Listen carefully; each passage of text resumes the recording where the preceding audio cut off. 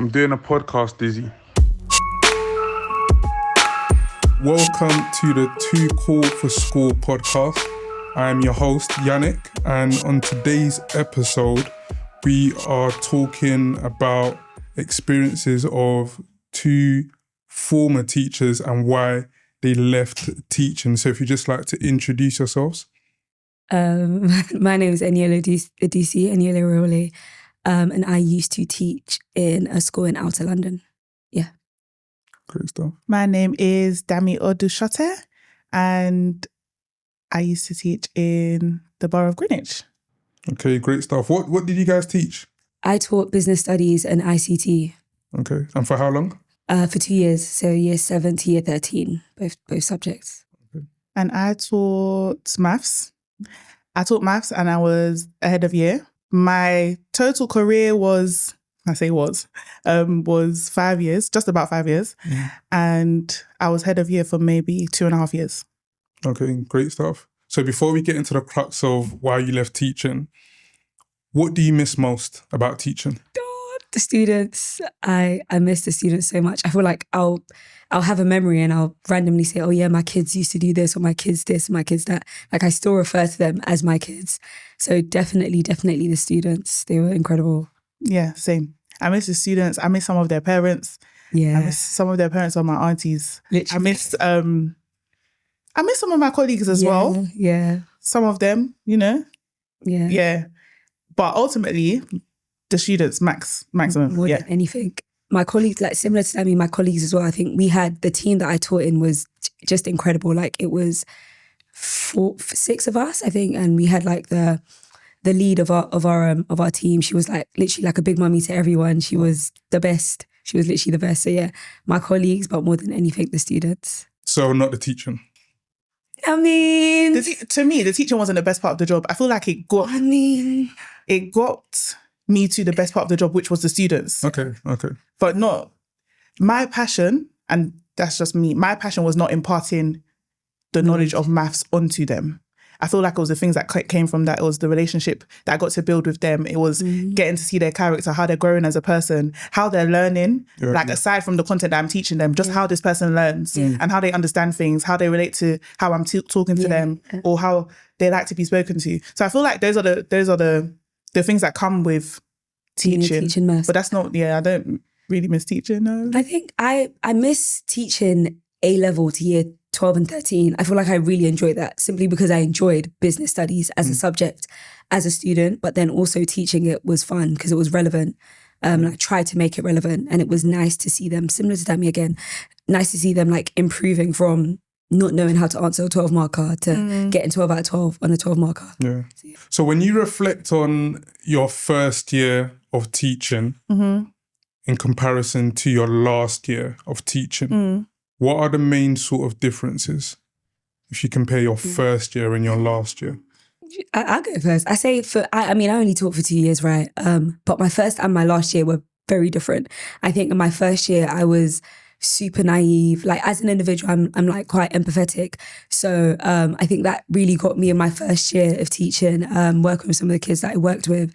But then also teaching, I managed to be a form tutor. So I was form tutor my first year, and I also taught through the whole school. So year 7 to year 13 within my first year. That was really, really big.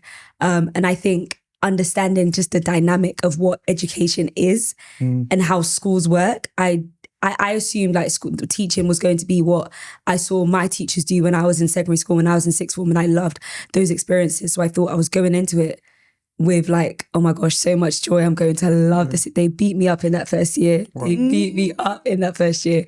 But by the second year, it's like I've learned the game. So me too. Do you get it? Me too. I can play the game well. So yeah, very different individual. Very, very different individual. Yeah. What about you? Same. If I think of my first year, I even said in my leaving speech that I'm not the same person that I was when I entered this school. I feel like maybe because I was so comfortable at the point where I left, like with the students, there's not a student that I was thinking like when I just going back and forth with my words. When I first started, you know, there's some students that are looking a bit intimidating or they're so you have to sort of sort them out. But by the time I was leaving, it's like I felt like There's no one I'm that the can boss. scare me here. There's no one that can scare me here. Sure. I feel like my confidence was incredibly different, like from when I started, obviously, to when I finished. I also felt like the purpose behind why I was doing what I was doing grew more and more every year. So there was a lot more passion, and I really understood why I was doing what I was doing. And that came from obviously knowing the students, knowing how an interaction with a teacher can have such an impact on them as well. 100.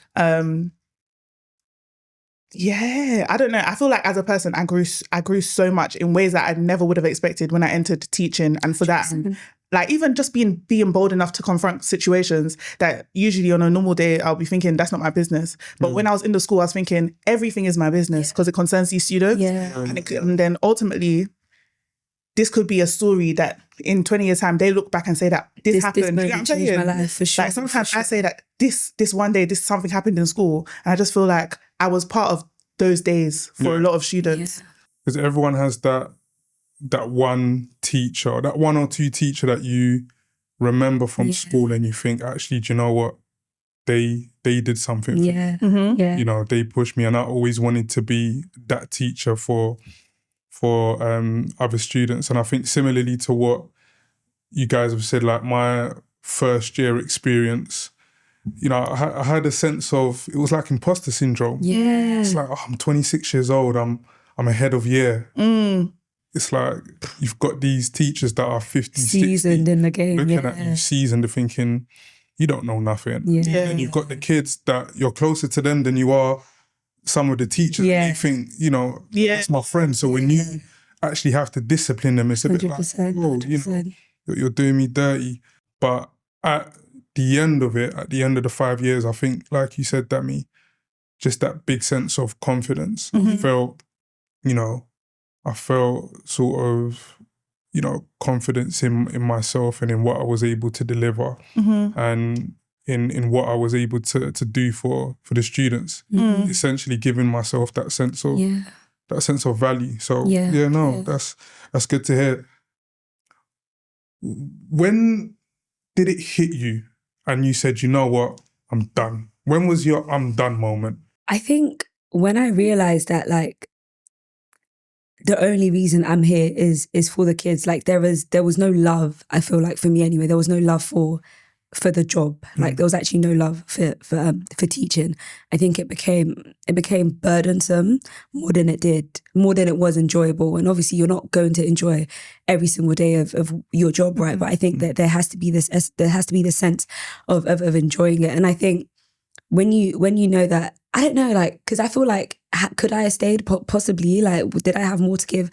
Absolutely, right? Because I loved these children. Like, I really cared about them.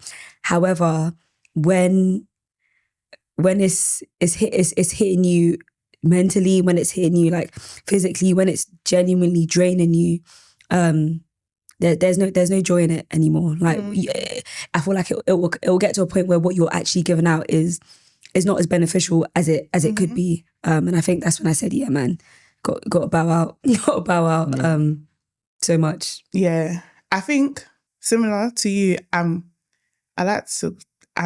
such an empath. And I feel like when I stepped into the pastoral role, whilst also teaching maths, it was a lot for me emotionally, like, and on my mental health. And I don't feel like there was a lot to manage that.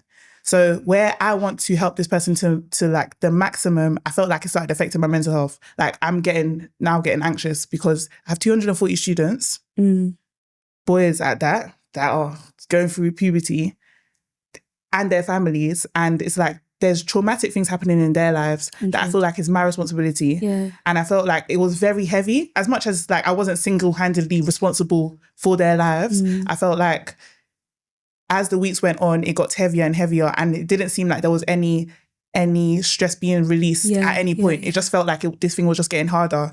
This thing was just getting heavier. I feel like teaching itself is a hard job by itself. Full stop. I feel like it's a hard job, and I commend anyone that does it, that has done it, that will do it. But I think for me, I wasn't prepared for the emotional stress and the toll that it took on my mental health. Yeah. I feel like that was the first time I met anxiety, like working in a school. I wasn't not really an anxious person, but I met it there.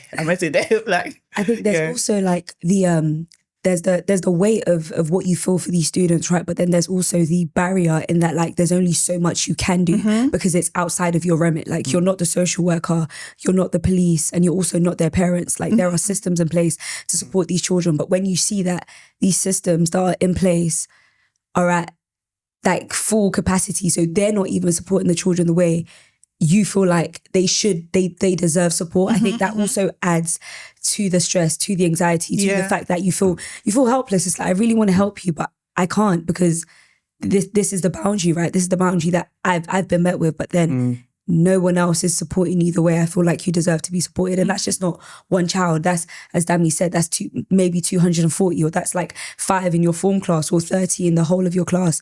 And then you have students that you actually don't teach. Like, I wasn't a head of year, but I was a form tutor and I taught across the school. But then I had students that I actually just didn't teach, that would see myself or my classroom as a safe haven and would say all these different things. And it's like, there's only so much I can do, and that makes you feel helpless, and it's not nice, unfortunately. You know, Dami, going back to what you were saying, and it's made me really reflect, because I was, I was pastoral head of year non-teaching for 5 years. And I used to oversee 2-year groups of, how many students.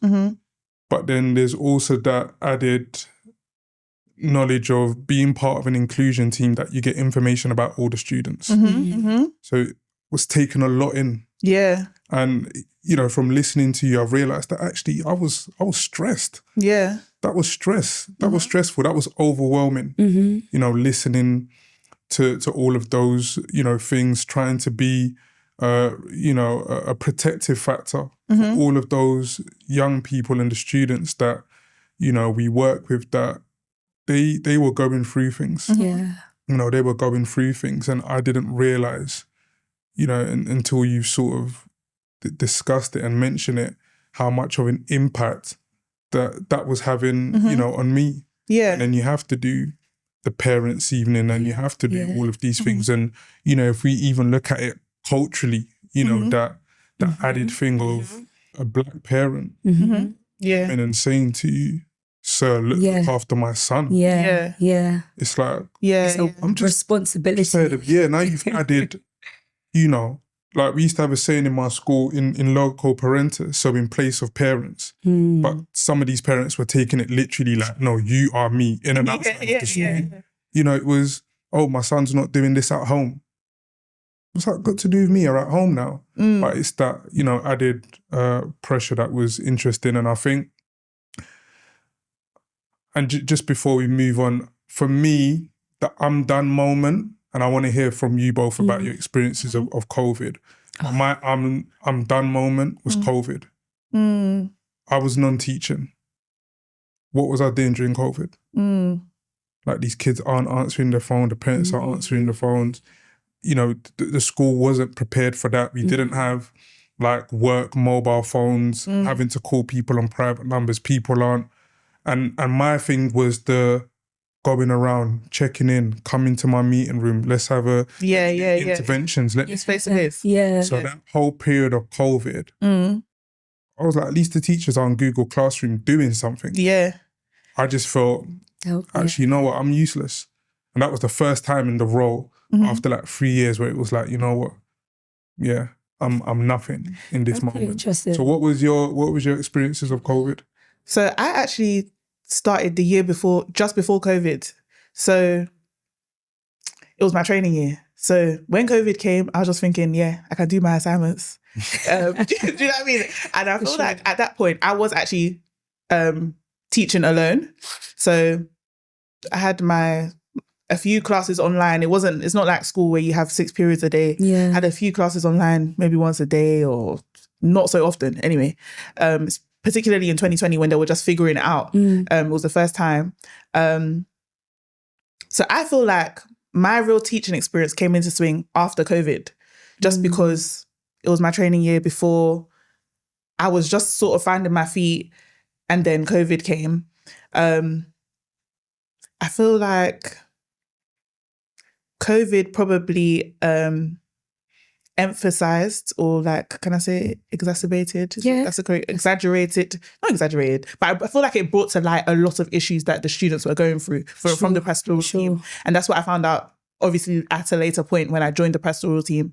Like, you find out that during COVID, I don't know. People aren't eating, or people are dependent on the school for food, or people are being made homeless, like so many different things. Yeah. I feel like that's what came to light. And to me, that's more where my drive and my passion came from. I think for me, I've actually never thought about what COVID was like for like pastoral teams that were literally non-teaching. I started September 2020. So by 2021, I think we were in lockdown, teaching during COVID. It was like, okay, we're going to make this work, or we have to make this work, right? But I think when January came and they said, you know what, everyone's going to be in lockdown, that made me realize how important teachers are. Like, forget just teachers, but every single person that works within a school. Because I think the dependency was on teachers were crazy, because some teachers had to go to school regardless, like especially those in like senior leadership. They actually had to go to school like during COVID and during things like that.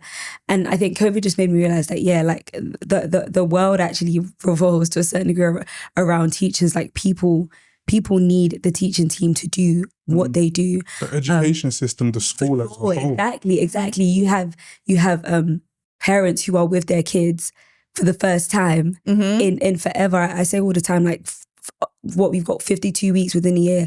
For at least 36, maybe 35 of those weeks, children are in schools, kind of thing, and they're spending 9 to 3, 9 to 4 in those schools. But you had their parents, but they were with their parents during that COVID period. And it was just really interesting. It just made me realize how important the education system is, as opposed to sort of like pushing me away, especially because I had just started.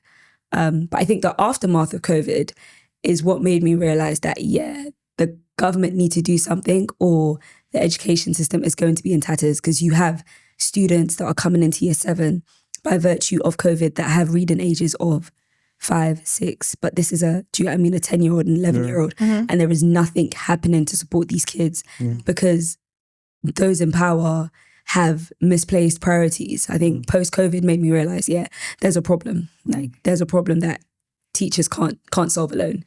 And we're still reaping the impacts of... Absolutely. And I don't think we'll ever stop. I feel like that thing COVID shook the world. It definitely did. I think for those... you're right, to be fair, because even if you think about primary school kids, right? Unless your child isn't necessarily in education right now, maybe they're okay. But like from at least year 3 and above, we are definitely still reaping the impact of COVID. Going back to teaching, what state were you in mentally in your final year of teaching? So it's your final year. What state were you going to mentally? I was finished. I wasn't even myself. Like, I was not myself. Yeah. I don't know. I was done. I should have left before. Yeah. Because I should have left before, because I just wasn't giving my best to the students in terms of I was snappy. Yeah. And I'm not usually snappy. Sick days and like, yeah. I don't take sick days, by the way. Don't take sick days in her. Yeah. Dami took sick days. Killing off those sick days. Dami took sick. Because Dami was sick, and like she was. Oh, it was sick days for sick days. It was, It's like I don't really get sick, to be honest. But in my final year, it was a lot. Like I was off sick. Like, even there was a time that I remember one of my line leaders said to me, "Go and get a sick note. Like, just get off work. Just get off work." And I feel like I was even annoying myself because I wasn't being so patient with the students. And usually that's my top. That's my that's my trait, Mrs. Patient. But it's like, if you're to ask them of the final year, I don't think they'll say that about me anymore. Like, I'm acting irrational, and it's like, why am I doing that? Those jarring teachers. I don't want to be those. Seriously. So I just had to quit while I was ahead. But like, yeah. But it's so funny because it's like the students know me. There was even a time that I remember I was telling 1 year 7 off, I don't know what he was doing, just being annoying. But then one of my year 10s, at the point I was head of year 10, when my year 10 said, don't annoy Miss, obviously they use words they shouldn't use, but it said, don't annoy Miss, she's not in a good mood right now in this week. Wow. And I just thought... So your colleagues were seeing it, but the students were seeing it. The students were seeing it. But I feel like where I had a good relationship with the students, and I could say that you guys are annoying me because of you're acting like this and you shouldn't be. And we could have proper conversations about like what they want to do after, what their fears are, how annoying school is for them, what they want to get out of being in school. I feel like it was almost like when I was being the jarring teacher, it was okay for me. You know what I mean? Like they weren't really, they weren't thinking, I didn't teach. Well, maybe some teachers, maybe some students were, but ultimately, for the most part, it was okay. But I feel like, again, that's because of the relationship I got to build with them. Yeah. I remember in my last year of teaching, I had a meeting with my head teacher, and the meeting was about how many sick days I'd taken, because it was sort of like a cause for concern. They were like, can you provide evidence for the days that you were taken off? Wow. And it was so funny because like, how do you provide evidence for like, my immune system is not as good as Dammy's. So I'd be getting sick, especially when I'm stressed, right? So it's like, how do I provide evidence for the moments where I'm sick by virtue of being stressed? Like, I don't have a cold. I don't necessarily have a migraine, but because of the weight of what's being required of me, I'm actually now ill kind of thing. I think especially towards like the latter part, like let's say maybe May, they knew I had tapped like that button, I'd tapped out. So they were doing things to try and say like, allow me to do things with the kids, like things they wouldn't allow me to do in general, like, take them on a trip or do this or do that, sort of like incentivize me to stay. But I think, similar to Dami, like the kids would observe because the kids are super observant. My form class especially, it's like usually I'm a player Wordle with them. There's no Wordle today because I'm tired, guys. And it's like, oh, miss, are we not going to... No, sit down and read your book in silence. Because I don't have capacity. I don't have capacity to entertain you the way I would love to entertain you. I don't have capacity to sacrifice for the most, because teaching is sacrificial, right? I don't have capacity to sacrifice the way I want to sacrifice because I'm tired. And like where I taught was quite far from my house as well. So it was just... Travel. Travel was a killer. It was much, man. It was much. And you mentioned not being able to detail to like your head teacher or the senior leadership team, actually what is it that is making you physically ill? Do you feel like you couldn't have just said to your head teacher, actually this job is stressing me out? I don't think so. I don't think I could, because you won't get it. Do you get what I mean? You won't. He was a white man, probably like in his like late 30s, maybe early 40s. You won't get it because you don't see me. You know what I mean? Like maybe my head of department would have, because she was a black woman, Nigerian, in her 50s. She sees me. She would understand because we're sharing the same. We're sharing the same. Like we're singing from the same book, same hymn book, right? What his expectations of a teacher is probably not what we were given and we were doing, again, simply because they see us as that person that sees them, right? You have parents. I remember a parent called my phone and she was like, literally like crying and talking about her child. And it's just like, auntie. And it's like, I got in trouble for calling her auntie.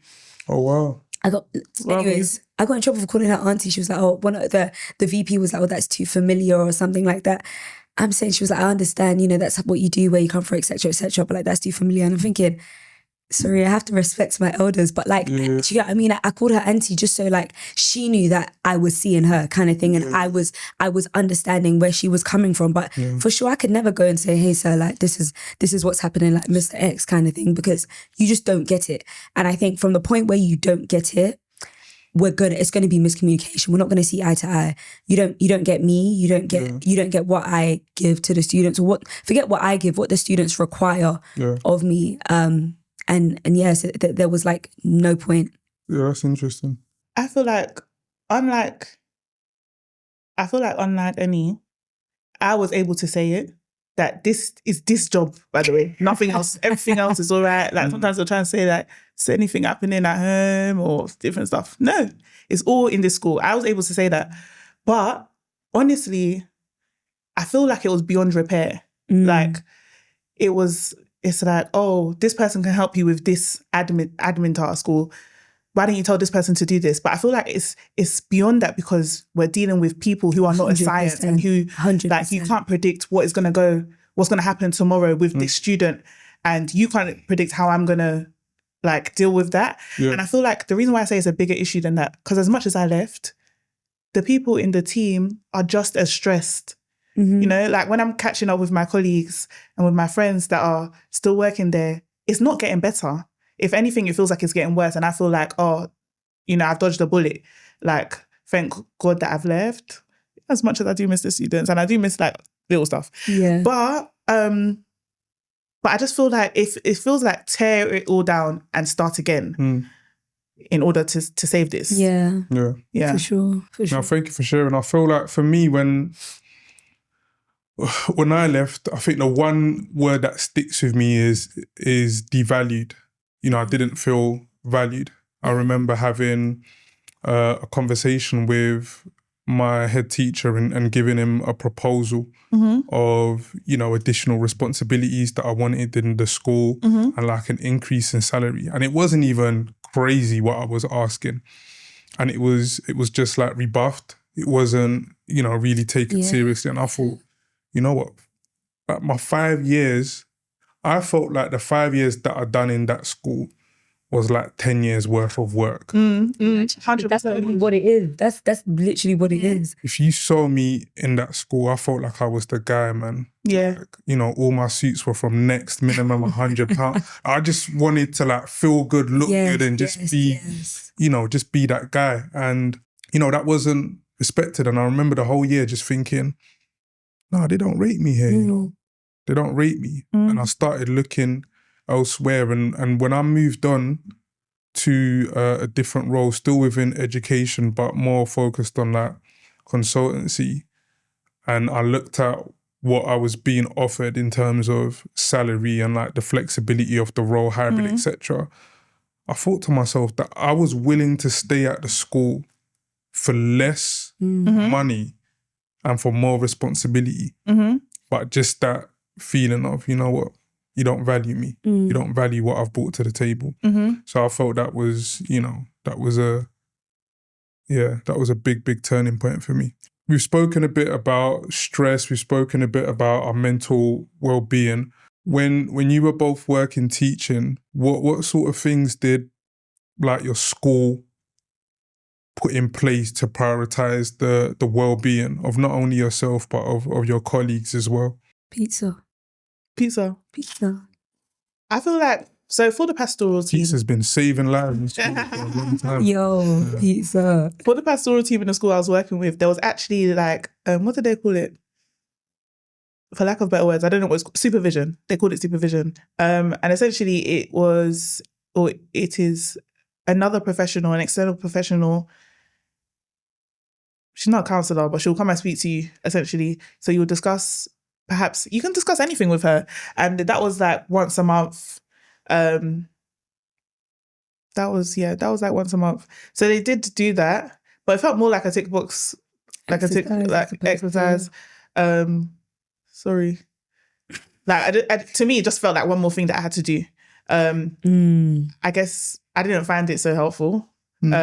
Maybe if it was helpful, I would feel like, oh, this is helping. Do you know what I'm saying? Yeah. But to me, I didn't find it so helpful. I feel you. I think for the most part, the things that maybe the training this or the this, that, or the whatever it is that they try to use as like a tool to help tend to be administrative. So it's like, oh, this is, like you said, Danny, like this is one more thing to do on my already long to-do list, as opposed to, oh my gosh, like this is really, really helping me. Obviously, I taught in an academy, so they were able to choose, we were able to maybe have like a 2-week extra off, or like a 2 weeks instead of 1 week. But then even within that week, those 2 weeks, you're still planning. Do you know what I mean? So like nothing ever really, and yes, I wasn't ahead of year, but I think for the most part, it was the same for like all teachers. Nothing really helped because you're not really, really, really, really doing anything that is supporting teachers, that is reducing and alleviating the workload. And I feel like... No. I don't know, obviously. I don't know their motivations behind certain interventions that they put But I feel like a lot of the times it's like a tick box to say that we did offer you this, or to say that we did, like, we had a social on this day, or do you get what I'm saying? Or we bought pizza and that was the time for you to de-stress. I feel like those things don't solve the solution. You still go back to your very stressful job and you have the same issues. Yeah. So as much as, like, yeah, the attempts are great, I just don't think they're so helpful. Yeah, they're not effective, are they? Yeah. So describe the process when you handed in your resignation. Was it letter? Was it email? Was it face-to-face? Like, how was it? I think I remember writing it. I wrote it in school, actually, I believe. I remember wrote it with one of my colleagues, and we were just like, you wrote it with them? Yeah. Together? No, like he was just in the room, just happened to be in the room. I was just like, I'm writing this. And I didn't hand it in straight away. I spoke to my head of department, and that was like a really tough conversation because, again, like I said, she is incredible. And the team we were literally a formidable force. Like, everybody wanted to study business. Everybody loved us. We were like majority Black kind of thing, young as well. It was amazing. I spoke to her about it, and I think the beautiful thing, most encouraging thing, even though she wanted us to stay, she understood that we had our own lives to live, and she understood the weight of the role and the job and how much it was and how tasking it was for every single person. So like we hugged it out, we sort of like, cried and laughed and whatever. Then I handed it to my head teacher and he was just like, okay. And I just thought, amazing, nice. And it was like, let's have this meeting. And then I said, had a meeting. I still had the same sentiment. And then I spoke to my executive VP, executive head teacher, sorry. So we had a head teacher, executive head teacher, spoke to him, and he was like, you're not gonna make as much if you leave the role, like very much like and I was just like, thank you. It's nasty from him. That's like, how much does he think he's paying? Like, you're gonna have to start from the beginning. I said, you don't know about God, please.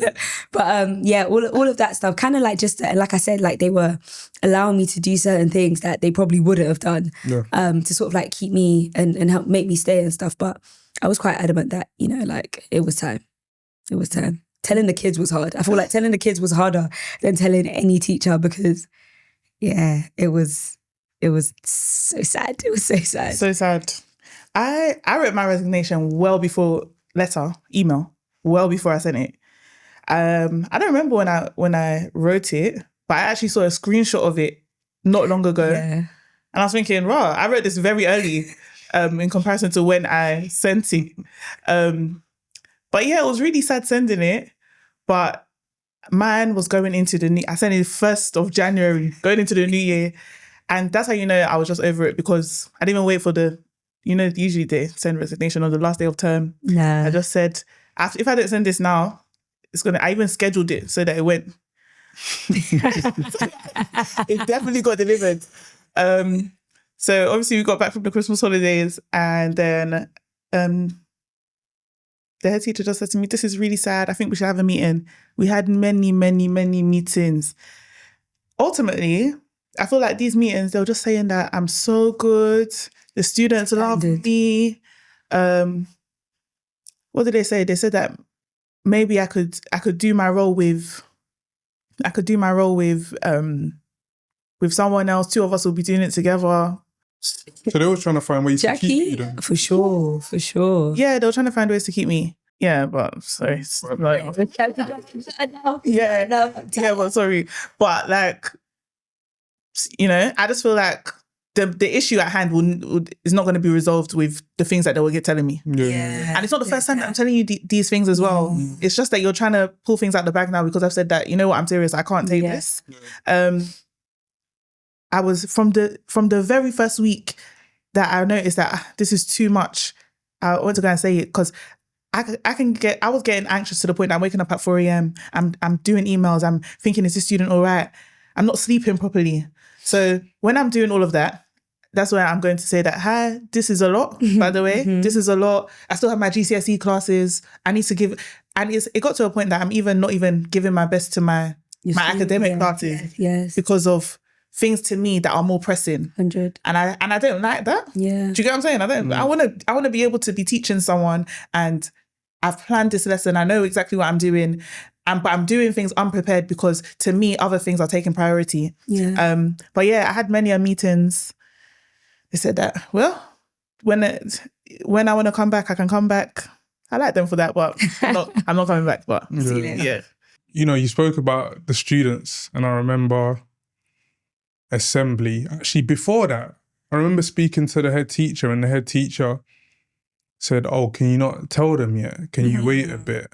And I thought, you know what? They did this with someone else, and the kids just ended up having like an early. Because I think at the time I was head of year 11, and the kids ended up leaving early. Oh, so they didn't really teachers, yeah. I said, yeah, don't worry, we can leave it 2 weeks. That's what That same assembly, like, guys, I'm out of here.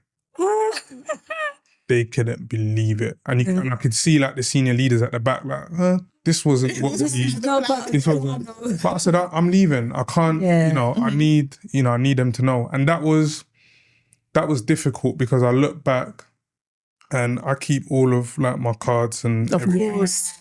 And like there was certain cards where, and it's the kids that you don't expect. 100%. You know, there's the kids that you literally been carrying them on your back. You've been carrying them on your back. And then there's the ones that you've done maybe one or two things gestures for. And then the letters are deep. And I'm like, yeah, man. Oh, where did that come from? Yeah, I can see how telling the kids as well after handing in that resignation letter. Yeah. Is difficult. Yeah. Is there anything that could have kept you guys for another year, one more year, anything? I think genuinely the kids, so I left when a group of kids that I had were in year 10. And honestly, maybe if the school wasn't so far, but also like I would have stayed for them. Like that group of year 10s to finish year 11. Like that's the okay. So you left them in year 10. I left them in year 10. I left them, and it was we were trying with them, man, and they were an incredible bunch, a difficult bunch, but an incredible bunch.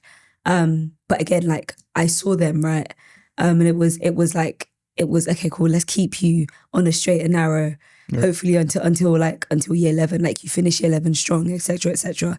I think possibly that's the only thing that could have kept me. I finished with my year 13s. What would have kept you, sorry? Like my group of boys, the ones that I took to the theatre, like those lot. Literally. What about you? Your year group. So is your question, is there anything that the school could have offered me to stay for 1 year? Is there anything that could have kept you? I actually think maybe 100K. But even that, I might have wanted to off myself in that year. Seriously.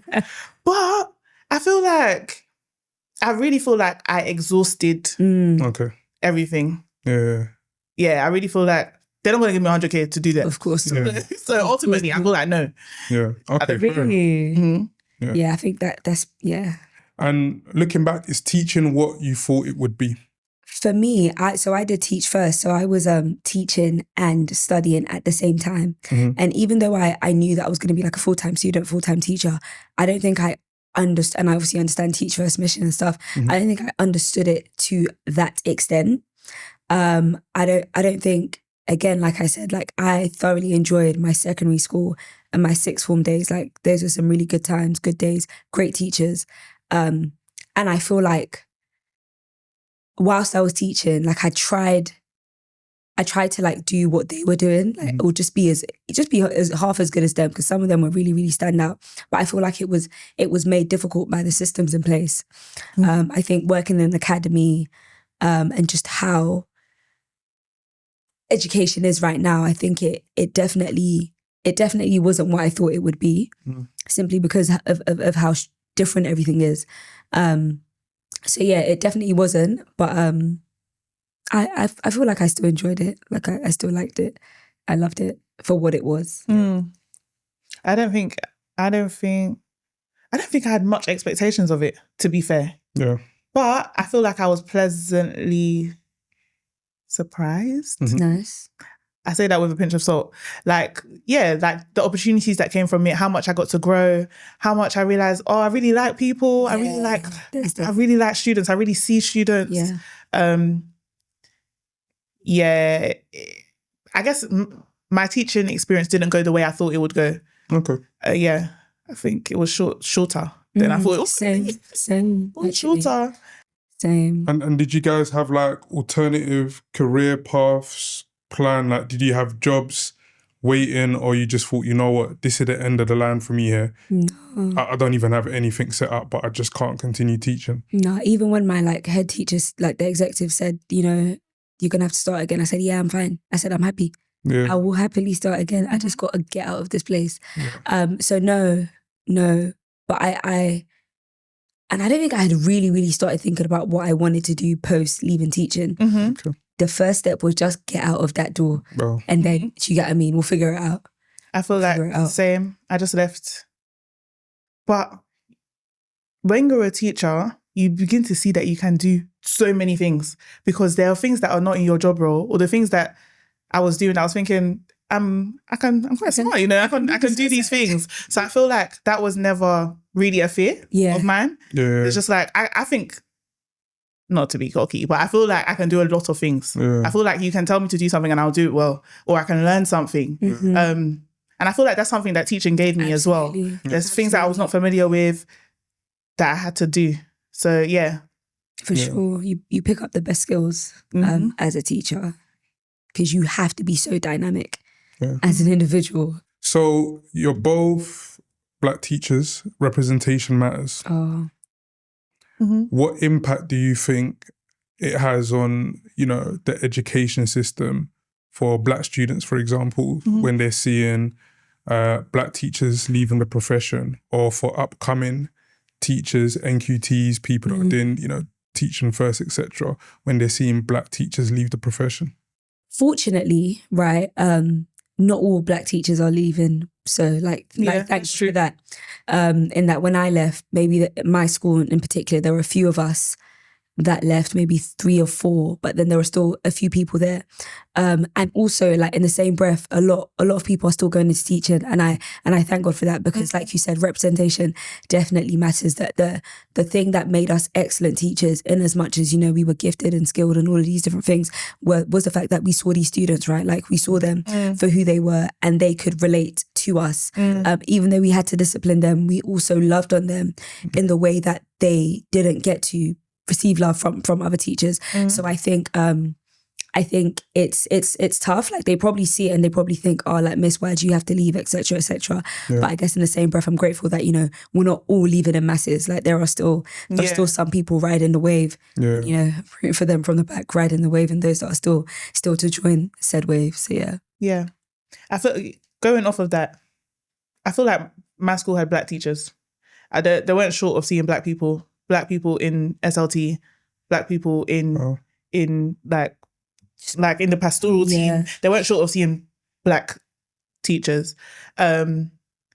So, but I would say you can do one thing and it can mean 2 things to 2 people.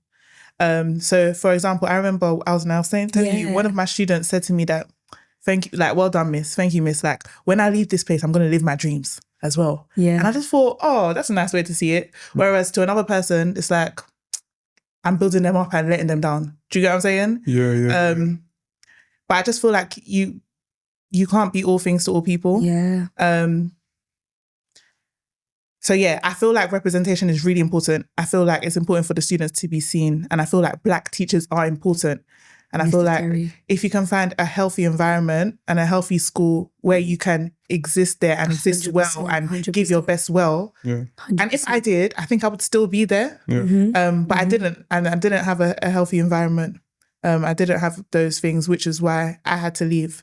Teacher retention in the UK is at a low. It's terrible. You know, teachers are leaving in masses. What do you guys think can be done to improve this?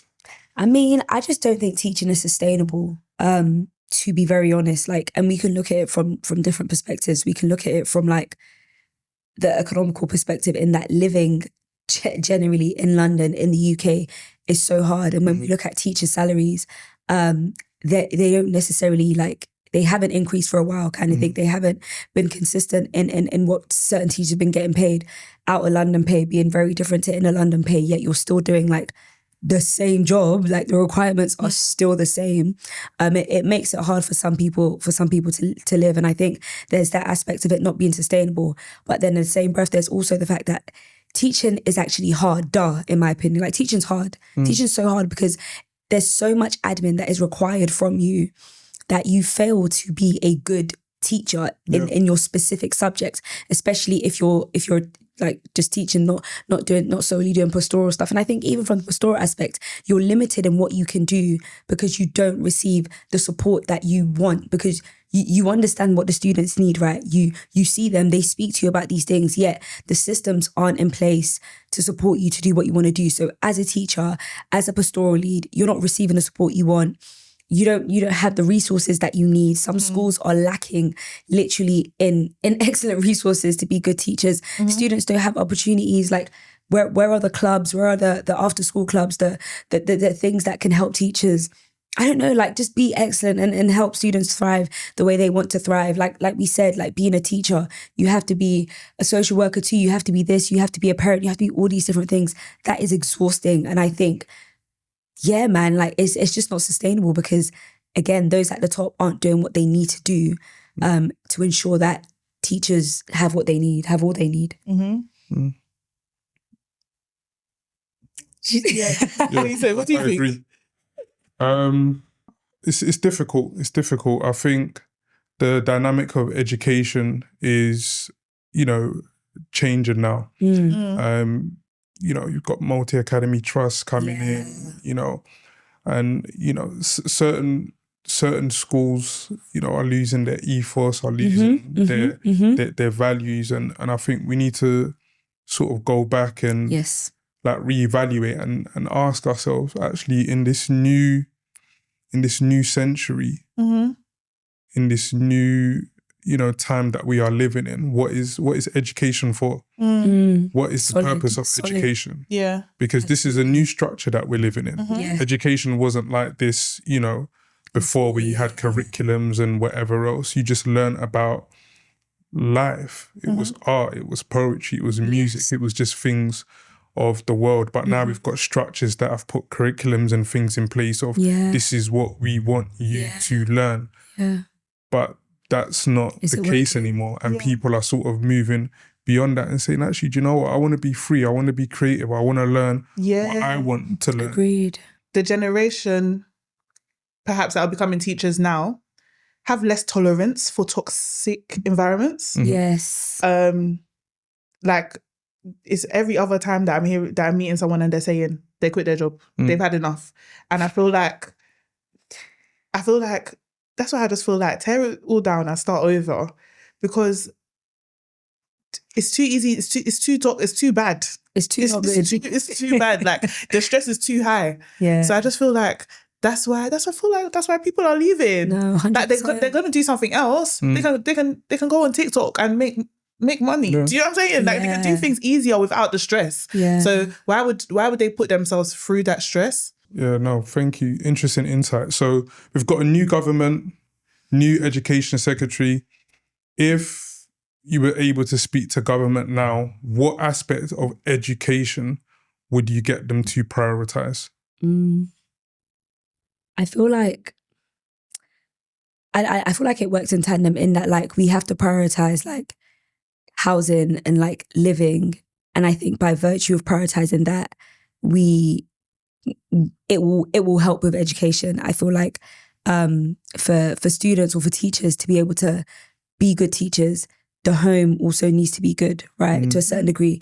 I think the home needs to be good, and we don't have good homes. We're talking about COVID and how people are being made homeless and this and that. It's I don't know. Maslow's hierarchy of needs, isn't it? Of needs, yeah. The physiological. Let's get the physiological needs. Let's get the basic, the fundamentals. Absolutely, I agree with you. Literally that. Yeah. I think more than anything, though, in terms of educational minister, let's sort out the pay for teachers. You know, like you want teachers to strive. Let's sort out the pay. Let's ensure people are being paid fairly for the work that they are doing. And let's also reduce the administrative stuff that comes, especially by working in these academies, within teaching. Like, let's ensure that things to a certain degree are that there's like a structure and a template across all. Like, one academy shouldn't be able to do things a particular way and cause stress in a particular way compared to another academy, right? But yeah, literally, it works in tandem. That the home needs to be good for education to be good, and we have to start there. Yeah, I agree. I think there are so many things that affect students. For me, the way the students are really affected how I was.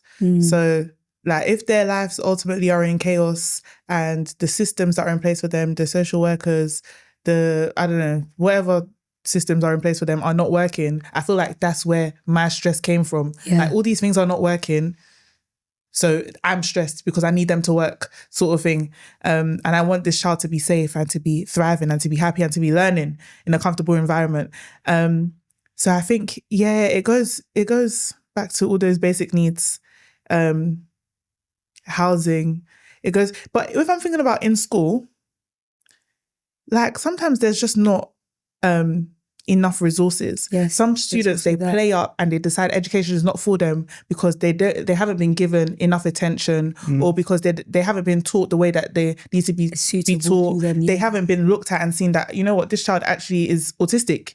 And like, those things are not pointed out sometimes until later. People after uni are finding out, oh, I had neurodivergent in some sort. A neurodiverse thing. Yeah, they could have been getting help from when they were in school. And I feel like missing those things is incredibly ridiculous. Yeah. Do you know what I'm saying? Like, you've been in education for 100%. 18 years of your life for the most part, and 21 if you decided to go to uni. These things need to have been picked up. It's not because you're going to work and you're not communicating properly with your thing that you should start questioning yourself. Yeah. And I feel like, there needs to be enough attention on each student, but there's not enough resources to do that. Senko can't get. I remember randomly when I was teaching, I observed that one of my students, he definitely had like ADHD, and I said, I need to put in like a form for him to get assessed, and they said he was in year 8 at that time. It wouldn't happen until the end of year 9. End of year 9, he needs to pick his GCSEs. You know what I mean? Things like that. Yeah. So literally back to the resources. Everyone is stretched. Yeah. So we need funding for stuff. Stretched. Yeah. And what would your advice be for any sort of upcoming NQTs? Anyone considering going into teaching? What would your advice be for them? Know your boundaries. Know what you can tolerate. Know what you can take. And stand firm by them. That's very good.